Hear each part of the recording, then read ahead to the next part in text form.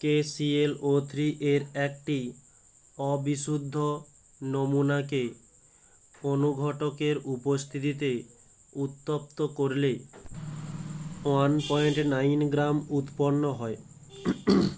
নমুনাটির বিশুদ্ধতার শতকরা পরিমাণ কত? তো KClO3 একে উত্তপ্ত করলে KCl এবং O2 পাচ্ছি। এই হয়ে গেল বিক্রিয়া ব্যালেন্স করবার জন্য এই 2 2 এবং 3 দিয়ে দিলাম। তো এখানে KClO3 এবং 3O2 এদের দুজনের আণবিক ভরটা দেখে নেব। কে এর আণবিক ভর প্রশ্নের মধ্যে দেওয়া রয়েছে 39 প্লাস Cl এর জন্য 35.5 প্লাস ও এর জন্য 16, তিনটিও রয়েছে, 3 দিয়ে গুণ দিলাম। 2 39 প্লাস 35.5 প্লাস 16 3 48, এটা যোগ করলে আমরা পেয়ে যাব 122.5, গুণ করলে পাচ্ছি 245 গ্রাম। এবারে O2 এর জন্য 3, ও এর হচ্ছে 16, দুটিও রয়েছে, 2 দিয়ে গুণ দিলাম। 3 গুণিতক 16 দুগুণে 32, এটা গুণ করলে পাচ্ছি 96 গ্রাম। ওকে, এবারে আমরা এখানে যে ভাষাটি লিখব যে 96 গ্রাম O2 পাওয়ার জন্য 245 গ্রাম KClO3 প্রয়োজন। তো এটা একবারে করছি, তোমরা দেখে নাও। 96 গ্রাম O2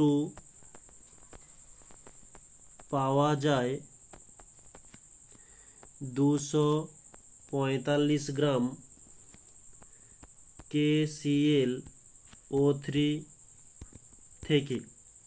তাহলে 1.9 গ্রাম O2 পাওয়া যায় 245/96 ইন্টু 1.9। ওকে, তো এটা ক্যালকুলেশন করলে হয়ে যাবে 4.84 এত গ্রাম KClO3 থেকে।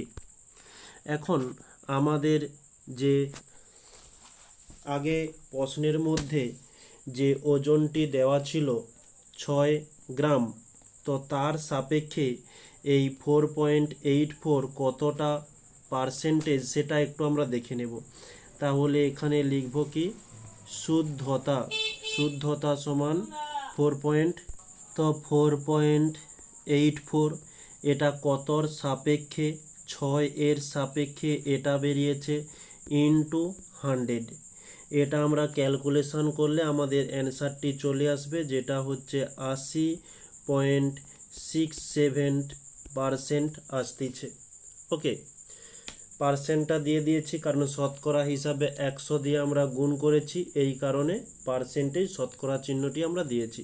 ক্যালকুলেশনটা করে নিও, এই অ্যান্সারটি আসবে। ওকে, পরবর্তী প্রশ্ন।